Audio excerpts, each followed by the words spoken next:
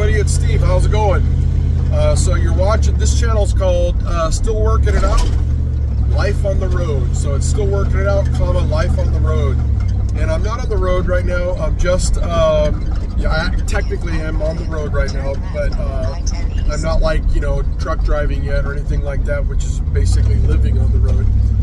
Right now, I'm just leaving school, truck driving school, which I was told I was going to be taking the test tomorrow, actually, but it turns out I'm not going to be. The people that took the test last week, there was 3 people, they all 3 failed because 2 of them was because of the 90-degree alley dock back, which is it's probably the most difficult maneuver in the entire test.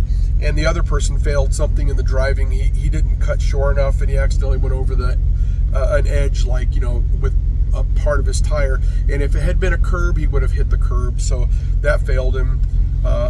When I took my first CDL test a long time ago in 2010, I went to a CDL school and stuff like that and took the test.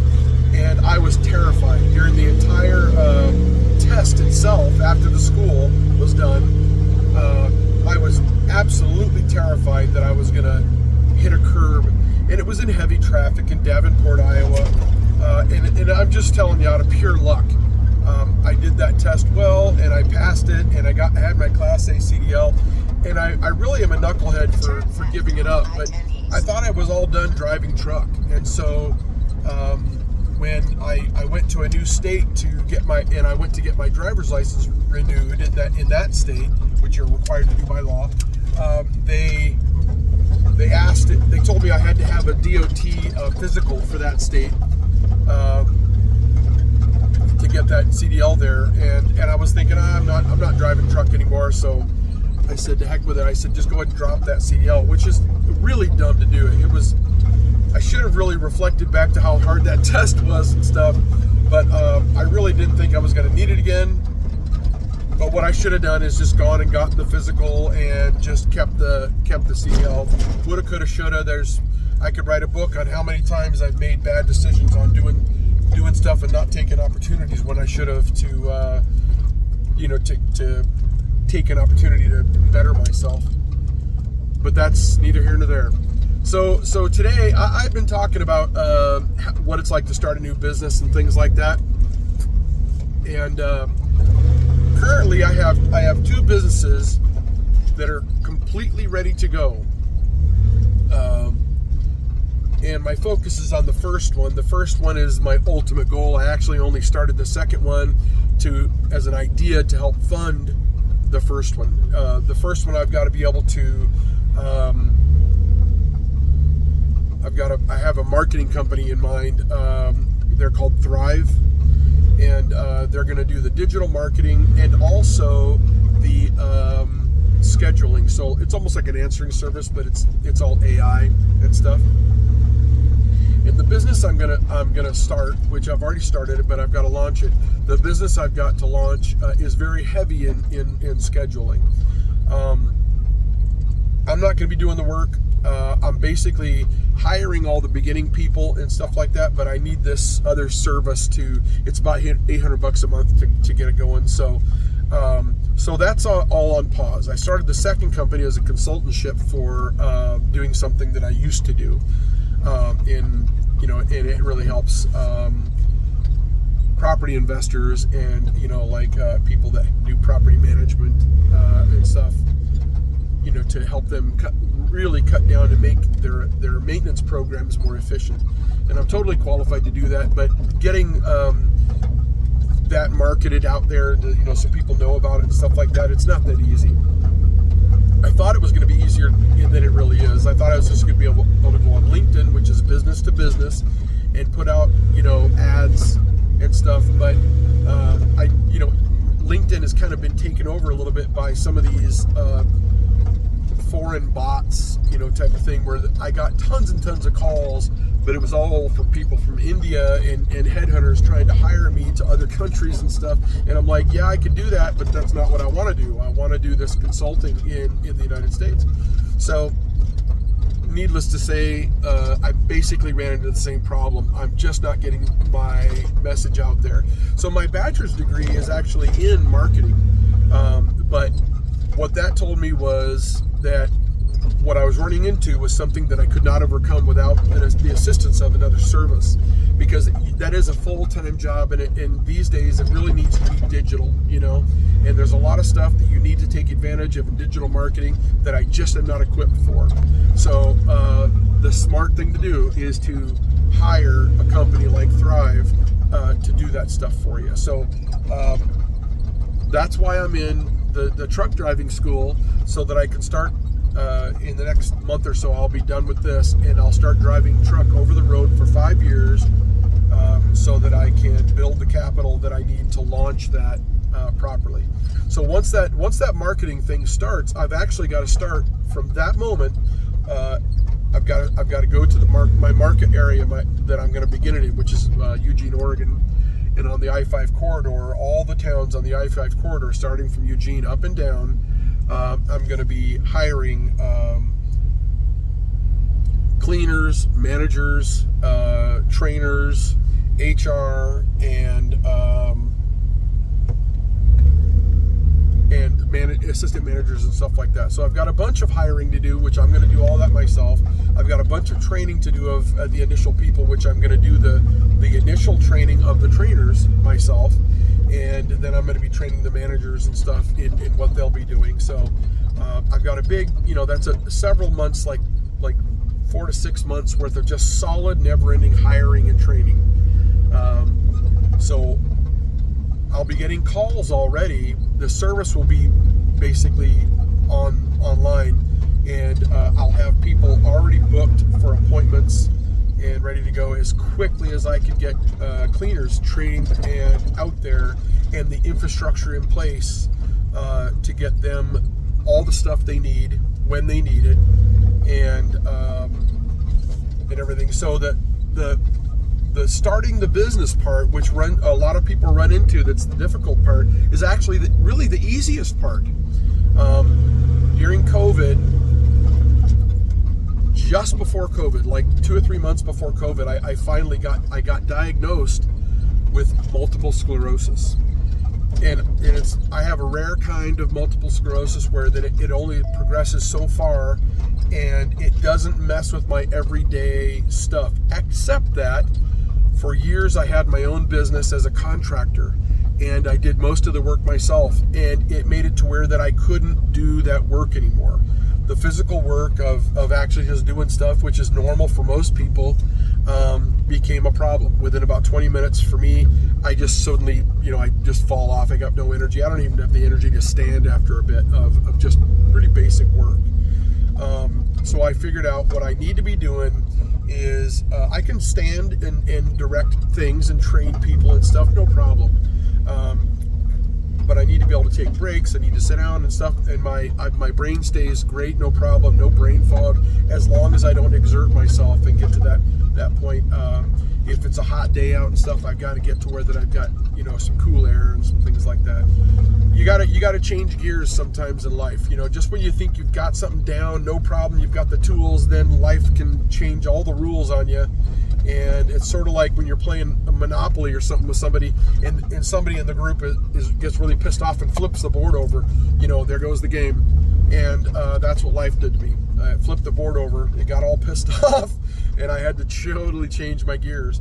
So right at that time, I got the diagnosis of MS, and right at that time, COVID started. And so I'm like, okay, crap, I'm not going to be sitting at home doing nothing forever, because it really, really sucked. But I didn't want to be bored out of my mind, and I wanted to be productive. So I started going to college with Grantham University. It's University of Arkansas, Grantham, and it's all online. And I looked through all the stuff that they had, and I got student aid, which is federal student loans, for whatever I needed to do. And so I got my bachelor's degree, started my bachelor's degree right there, 4 years of marketing. It's a business, bachelor's of business administration, So it teaches you all kinds of business administration, and starting a business, all those kinds of things, rules, regulations, ethics, all kinds of stuff, so that you can become a real actual professional. And then at the same time, there were classes on marketing, all the different aspects of marketing, from the very beginning, most basic kinds of marketing, all the way to some really advanced types of marketing. Online marketing, physical marketing, just all kinds of stuff. So I did that for 4 solid years and learned a lot about business and about marketing at the same time. And as soon as I completed that, I started immediately with the same school and everything, getting my master's of business administration that focused on project management. Now, I did project management because I have a construction background. I used to build houses, and I did a little heavy equipment, and then I did years and years of property maintenance, which is like, everything from electrical to plumbing. It was apartment complexes and stuff like that. I did a little bit of facilities, but most of it was apartments and things. And so I worked at it from the very beginning. I already had a lot of electrical training from my early years. My father was a really advanced electrician, and so I began an electrical apprenticeship with him. That had to stop when I was 19, but he passed, surprisingly. He was only 50 years old, but he passed away of a sudden heart attack, and then I went on to doing other things. But so I have a ton of background in being a technician, right? Being a worker, and then in every level, I became a supervisor from being just a regular technician at several different kinds of companies, and became a foreman and a mate. When I used to work on towboats. I've job hopped a lot in my life. If I didn't like a job, give it 6 months, I'm out. I'm gone like sauce pecan, they say down here in Baton Rouge. But in the process, I learned a lot of stuff. I worked for a lot of different kinds of people, and I learned by some really, really good examples, and I also learned a lot by some really terrible examples about what not to do. Sometimes doing some certain things that feels right, or if you've got some anger issues or who knows what, you're not a very even-keeled person or whatever, a lot of those people still end up owning companies, or they're related to somebody that owns a company, and so they end up being a supervisor or a manager. And I'll tell you what, I sure worked for a lot of those. But so I got to see back and forth between really, really top-end people that have been doing it forever or had a natural knack for it, or some people that were just horrifying. I even ended up working for some family-type people, my family, extended family, by surprise. Suddenly, I had worked for an aunt that had been, got a divorce from my uncle, and she was out of the family. She wasn't part of my blood family. My uncle was. But then I got hired. I jumped from one job to another just because somebody said, hey, come to work for us. You're going to love it. It's the same thing you're already doing now, except it's way more money, which it was. But then I got introduced to the person that I was working for, the property that I was working for, and it happened to be that aunt, which was just fucking horrible luck, right? What are you gonna do? I hadn't seen her in years and years, and she was the family joke kind of a thing, where that, in the entire family, she was the one person that everybody sort of said, oh, it could be worse, she could be Aunt so-and-so. I'm not gonna say her name because that would be bad. But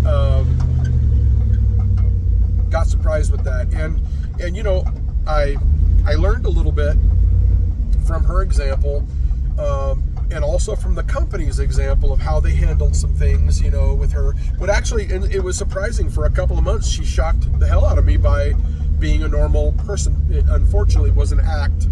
She had some kind of plan, and I should have known better. I was a very optimistic person, I guess. But and by the way, I'm in Baton Rouge traffic, so it's stop and go. It seems like it's a rush hour anywhere else, but nope, it's a regular, normal time of day in Baton Rouge, just like 3 o'clock. It's just always bumper to bumper. So I've learned a ton that way, and that particular job, I got fired on Christmas Day, or no, the day before Christmas, by that person. It was had been my aunt, and little did I know that had been the plan the whole time. When she had the same oh shit moment that I did. She didn't know it was me, and I didn't know it was her. And then we were introduced, and I was like, oh my God, and but I gave it a chance, and I gave it more of a chance than she did. I wasn't a bad actor in it, but she had made plans, and it ended up even going to court, and they ruled in my favor. Then that company appealed it even, and so it went before a different judge, and that company ruled in my favor. And really all I had to do was stop talking, and because she was a little bit cuckoo, but the good news is I'd known her my entire life, so I knew she was cuckoo, so I kind of had the advantage. I knew all I had to do was just be quiet and let her talk, and she would shoot holes in her own boat, and that's what she did, and that's why I prevailed. And so sometimes the best lessons in business is watching other people fail. You can even try to help them. I did my best at that stuff. I was a supervisor there and stuff, so I had lots of skill to add, and I had lots of insight to give if they wanted it, but she had some personality things that were getting in the way, so there was nothing I could do. I was generous in what I offered, and I was ready to totally overlook all the history and stuff like that, but she had other things going on, and she basically proved to be the same person I thought she was. That's just how it is. That's life, right? And so when I went to start my businesses now, I had just graduated, like it's last June. Right now is March of 2026, and so last June I graduated from college after God, taken forever years, 6 years. So 4 years of my bachelor's degree and 2 years for my master's degree, and that whole time I had a part-time job as a bus driver for a city that I lived in. And so I had a CDL still, but it was only a Class B, which is not for trailers. You can't have a semi in a trailer. That's a Class A. But I had a Class B CDL, and that's why I'm in CDL school right now, and that's to get my Class A CDL back so I can drive semis. And I wouldn't have even bothered doing that, except I would have done something else. Except that my wife, right at the end of my when I was graduating, my wife got a promotion at work that paid about $10,000 a year, which is almost $1,000 a month. I mean, it's not nothing. And in addition to that, she would move out of a region that she was in. She was having a difficult time, which the entire time she was there, she was doing a really, really excellent job. But the regional manager who had gotten promoted right when she got hired was a moron, and just probably would have been fine if he was just managing a small property, but unfortunately,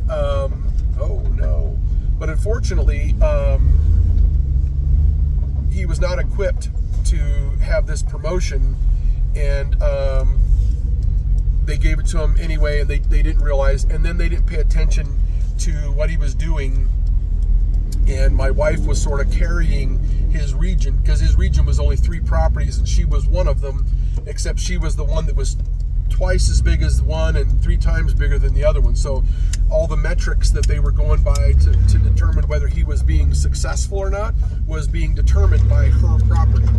And so her staying at that region was a bad idea for her. It wasn't, it was torturous, really. She was taking it, and she was dealing with it well. She was making all of her bonuses. She was never failing to meet her objectives, and stuff like that. But it was still unfair to her. And so when they offered her a promotion to get out of that region, it was a tremendously good idea. So part of that promotion was that she would be moving around to different parts of the country every 6 months or so. And her and 2 other people that worked for the company did this job, which would be basically when the company, which is nationwide, has a property that is losing money, and they haven't figured out how to make its proper amount of money. It means that the person on the ground, that's the manager, is failing. And really what it means is the regional manager is failing. Because if the person that was the manager was failing, the regional manager, you would think, would be able to figure out what they were doing wrong and train them up. But so it kind of comes down to the regional manager is ill-equipped for whatever reason to run at least that properties, to figure out that property. And we both knew this. Both of us have plenty of experience in management and stuff like that, and we both knew that was the thing. But it was going to be a neat challenge for her, and it would also take us to different parts of the country, which is a lot of fun for both of us. We don't have children, and so our children have fur on them. They're cats. And the thing is, when I graduated school, I could go anywhere. We own a house in Iowa, but it's nice not to be locked down to one place. And our first assignment was Baton Rouge, which I love Louisiana. I love the South. This whole winter, we've gotten to avoid snow. They just had a blizzard up at our house, which I have Ring cameras outside, so I get to watch what's happening there and stuff like that. And this whole winter, we've gotten tropical weather. It's just been wonderful living where there's palm trees, right? There's still unique challenges to her job, but it's nothing like it was before. And she is like a duck in water, okay, which makes me happy. So while I've been here, I've been able to say, okay, what can I do to go to the next step after I graduated college? How could I use it to advance our situation? So right when I graduated, I quit my job driving a bus, and I had been preparing for this next move by physically starting the company. Like I went online and I chose the format of the business, which is going to be an LLC. I highly recommend always doing an LLC because a single proprietary is nice enough, but there's no protections in place for the owner of the business. If somebody sues you, they get to take things out of your company, and you might have to dissolve your company if they win the lawsuit against you. Or if somebody sues your business, then you, as a personal thing, like they could take my house and things like that if they won. But as an LLC, it's a limited liability company, which means if they sue my business, they can't touch me personally. They can't attach my house, my car. If they sue me personally, they can't take my business, any materials that I own or tools that I own, that kind of stuff for my business. They can't destroy that, or the business bank account, that kind of stuff, which I save. With any business, you need to save at least 20% of all money you earn while you're at the business, so that you can pay your taxes.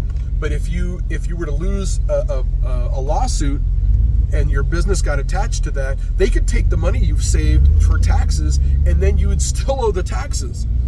That could be a big, big problem. And so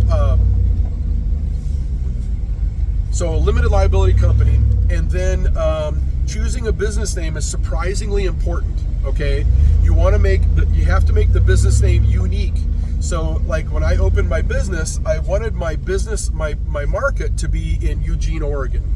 The main reason is that I'm from there. I know that market really well. I know all the things that happen around there. I know what people want, what they like, and I know a lot of people around there. So I can actually even call people, or I see people on Facebook and stuff, that they can tell me what's going on, what kind of laws are passing, like when the new governor gets elected, what kind of laws are passing, what kind of things are happening and stuff.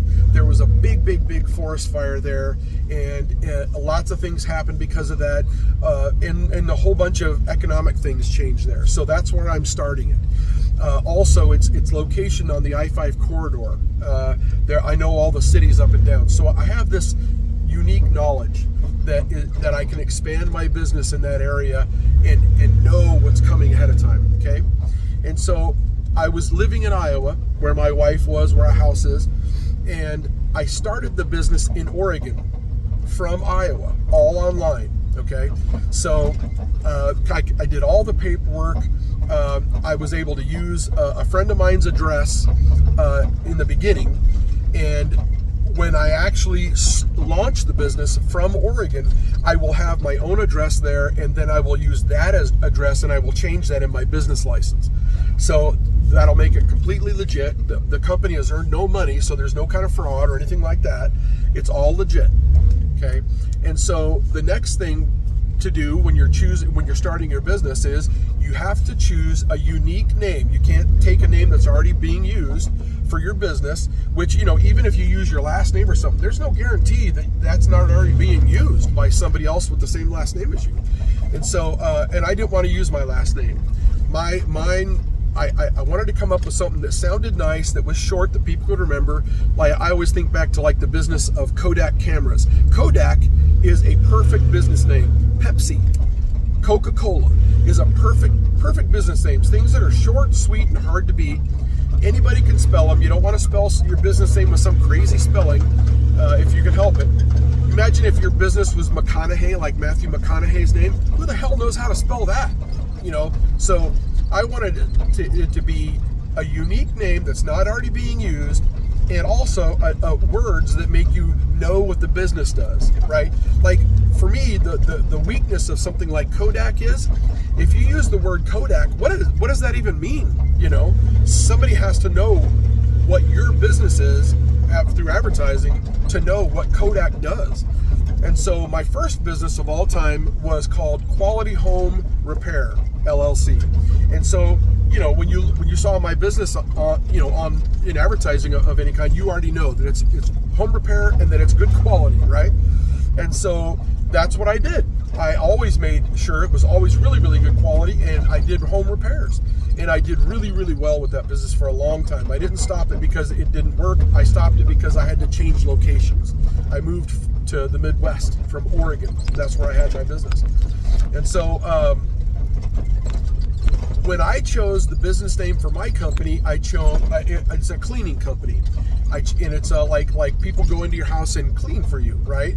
The reason I chose that was really specific because it's the cheapest business to start for an initial investment that you could possibly do. Why? There's no huge training. Everybody knows how to clean. You know, the basic cleaning. Everybody knows how to do that. Everybody knows how to sweep a floor, vacuum a floor, mop a floor, dust and stuff like that. Dusting safely is a thing, but you can train that, okay? And if you create a system for going to somebody's house and doing it the smart way and getting it done the same way every time, nobody ever forgets anything, there's a system you can make for that, right? And also the tools to do it aren't expensive.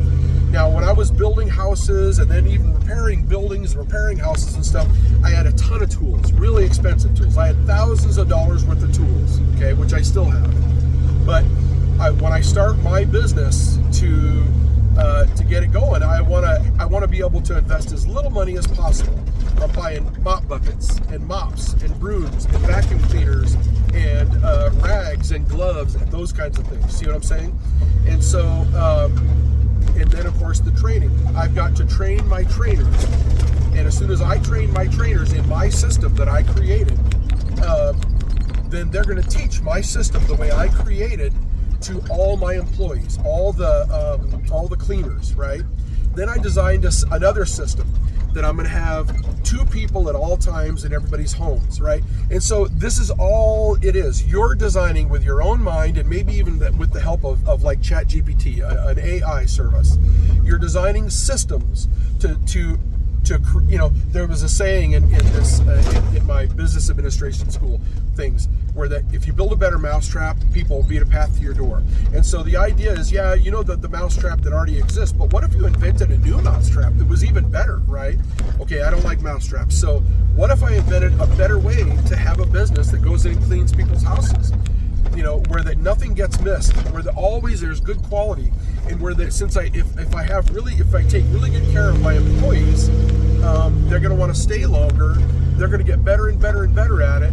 They're always going to be cheerful because they really like their job, And if they don't like their job, they can always find a different job. But the people that I keep do a really good job of then training the new people and all that kind of stuff. See what I'm saying? And so that was the point. So starting a business is 99% prep. Starting a business is 99% prep. I'm going to say it one more time for the people in the back of the room. Starting a business is 99% preparation, okay? As soon as you prep it all up, you get it all ready to go, there's on the state website where you've gotten your business license. To get your business license, to make it official, you have to choose a name.